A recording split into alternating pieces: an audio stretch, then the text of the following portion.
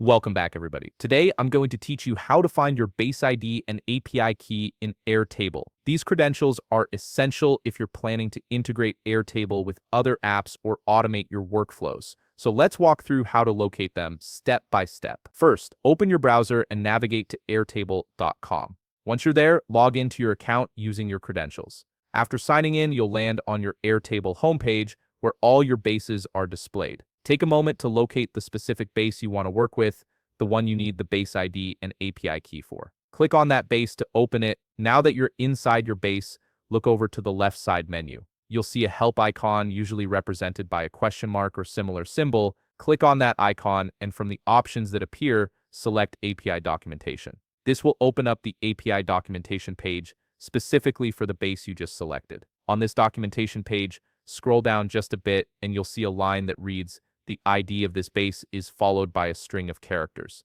That string is your base ID. It's a unique identifier for this particular base, and you'll need it for any API calls or integrations you set up. Make sure to copy and save this ID somewhere safe. Now, let's move on to creating your API key. Head back to your Airtable homepage.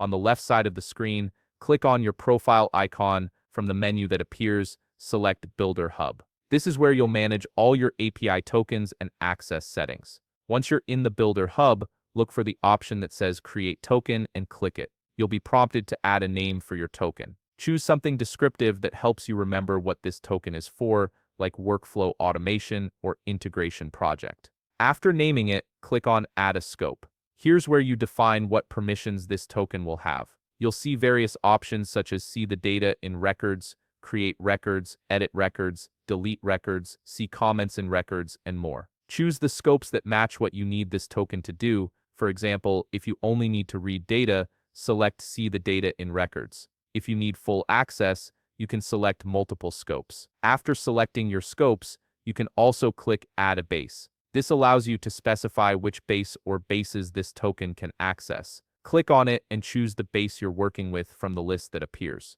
Once you've configured everything, click Create Token. Airtable will generate your API token and display it on the screen. This is your API key, and it's important to note that you'll only see it once. Copy the token immediately and store it somewhere secure, like a password manager. After you've copied it, click Done to finish the process. And that's it. You've successfully located your base ID and created your API key in Airtable. These credentials will allow you to connect your base to external tools and automate your work efficiently. If you found this video helpful, please leave a like, subscribe, and see you in the next video.